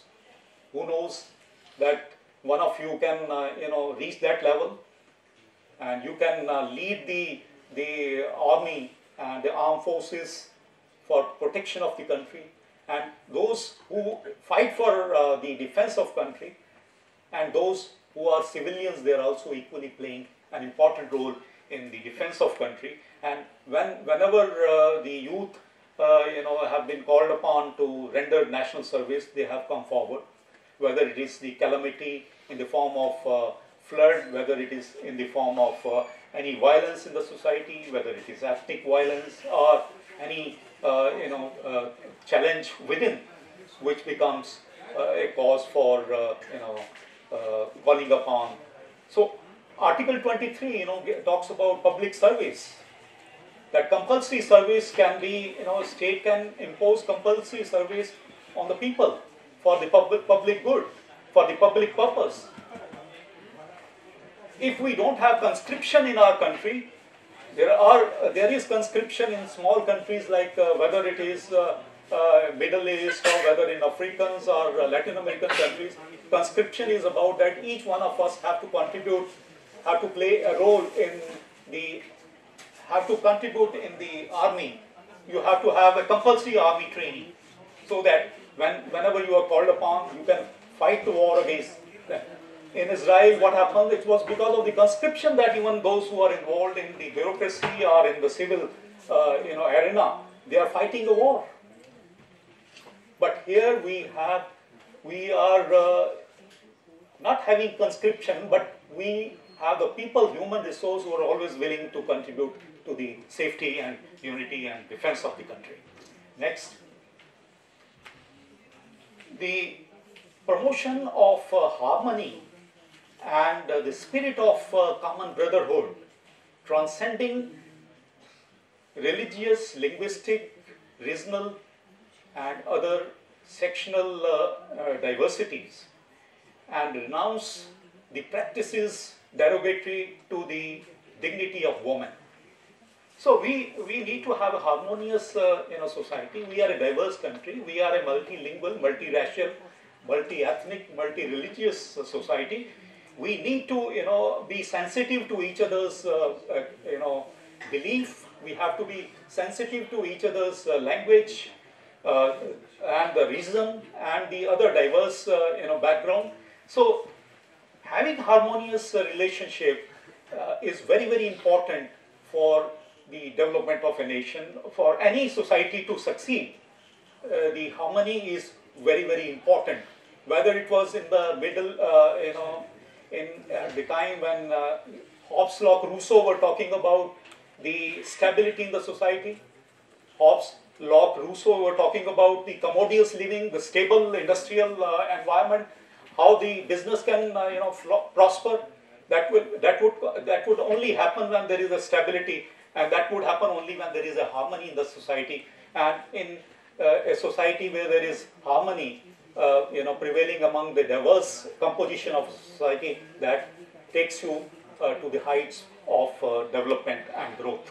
So this is a very important that we have to contribute to the harmony and brotherhood among all of us, and that is what we are known for, and that is what India is praised for, that the journey that they began in 1952 is still going endless, and where the transition of political power from one political dispensation to another takes place with ballot, not with bullet, as is the case in the Middle East, as it happens so often in our neighborhood, that the bullet calls the shot. Sometimes that now the sham democracy is existing in our neighborhood because of the people in the uniform, playing important role of overcoming the real parameters of democracy.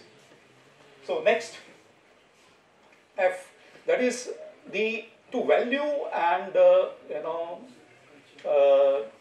to value the heritage of composite culture. We have had a civilization which is 5,000 year old without any break, and we have seen that the composite culture has always been the basis of our existence. We have the Sufi movement and the Bhakti movement, which laid the foundation for the heritage for which we are proud of, and the duty that has been enshrined for you is that what is the heritage, what is our old heritage, the values of composite culture. We have to continue with it and pass it on to the next generation, and you can be a harbinger of the heritage to carry forward that, and that has been the Ganga Jamna Tajik that we talk about, and that is what we are known for. And this is about 51AF, and 51AG is about the protection of the natural environment, the lakes, the forests, because we are today in a situation where our existence is being threatened by our own conduct. Our lifestyle is not so eco-friendly. We have to have eco-friendly environment, and for which each one of us can contribute, for the cleaning of rivers, for the afforestation, for the hills to remain clean, and then compassion for the living creatures, that we should be more concerned about flora and fauna, and if we are more sensitive to that, then we can have our destiny protected. And as you know that the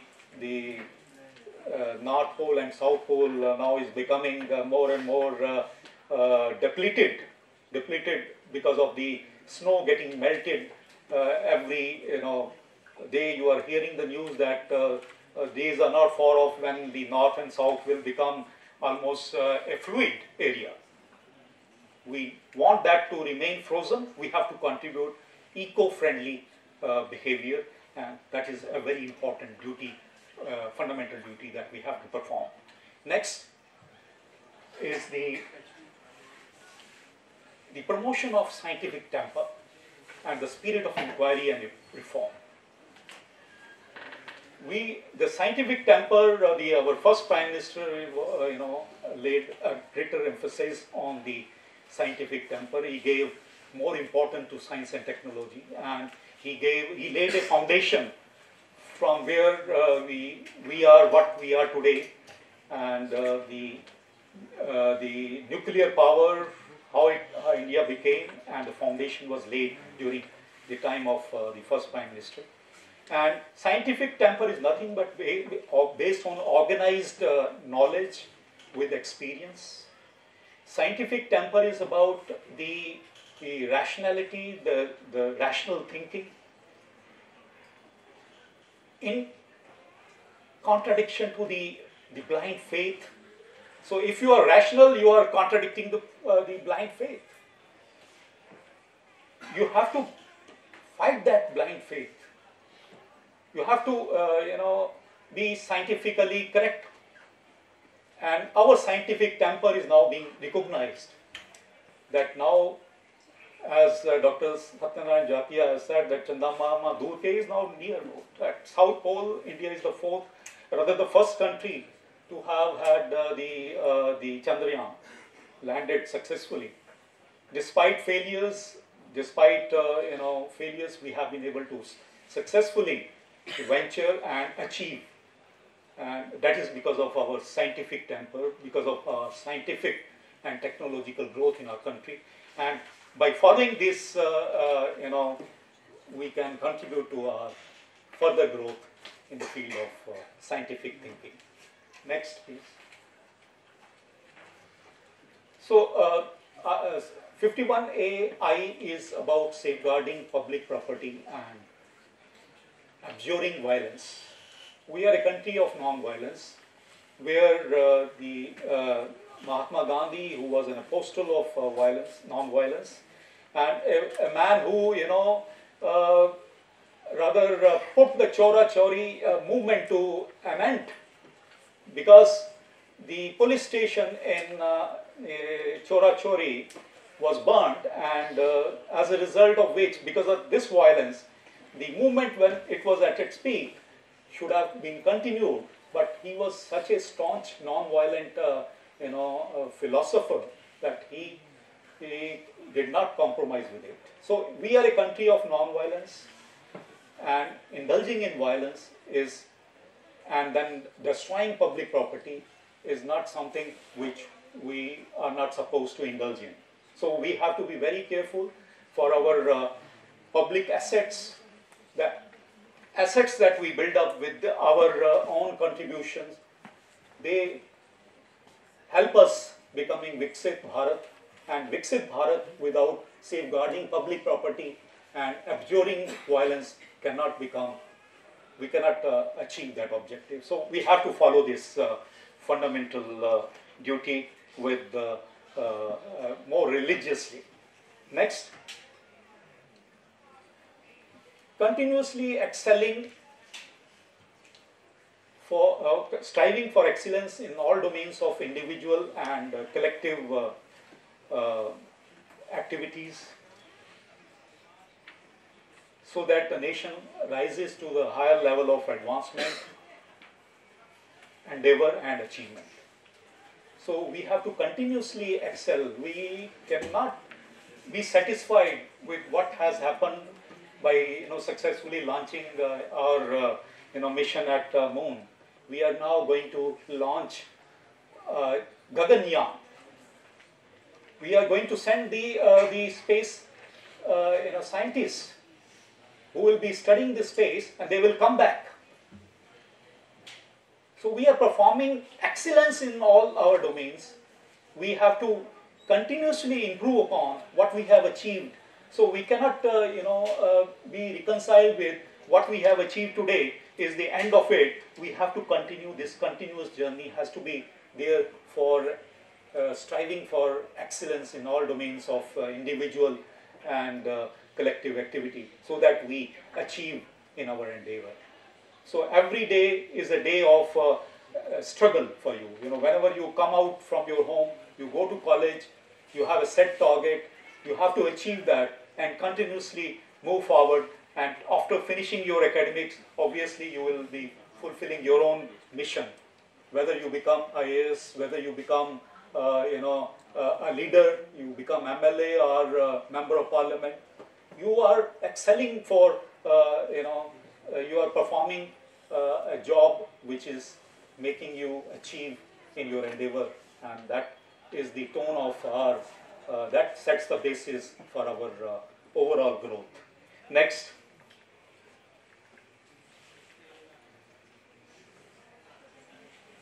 So last but not the least, the 11th fundamental duty, which was added by way of 86th amendment in 2002, that right to, that for children between 6 to 14, they have to be educated. They should be sent to school, not for work.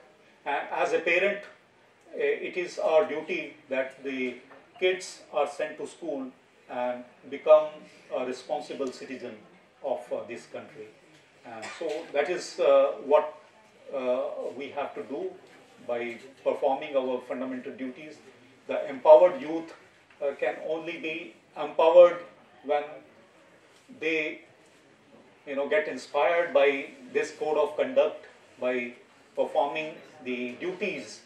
And each one of us, not only the youth, each one in our society has to contribute by following the duties, at the same time enjoying the rights. So maintaining a balance between rights and duty is very, very important.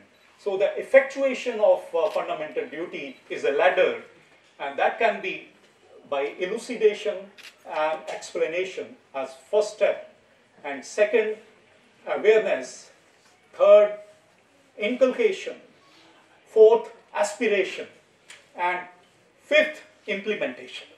So this is a ladder which will be effectuating the fundamental duties, and this is how we can contribute to our Viksit Bharat.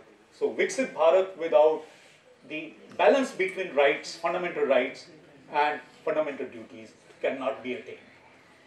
So that is the vision of the current leadership, and we hope that we'll definitely be able to reach that level of our development. Thank you.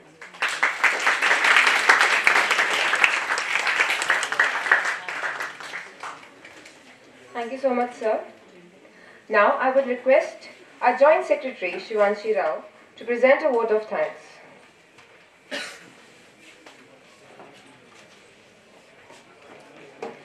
Good afternoon, everyone.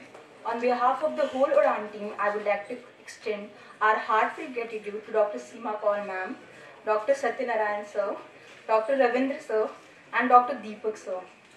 Dr. Satyanarayan sir definitely raised the pride of being an Indian, presenting each of us here to another level. Dr. Ravindra sir insights clearly deepened our knowledge on the evolution of the soul of our democracy, that is Constitution and its values. Last but not the least, Dr. Deepak sir very rightly conveyed that rights comes with duties and its importance in the development of the society. We are deeply honored to have had the privilege of hearing them. We also extend our sincere gratitude to our principal, Dr. Professor Rama ma'am, for her support and opportunity to conduct this event. We would also like to thank our convener, Dr. Vikas sir, for his never-ending support. Heartfelt appreciation to all the Udan team members for the success of this event.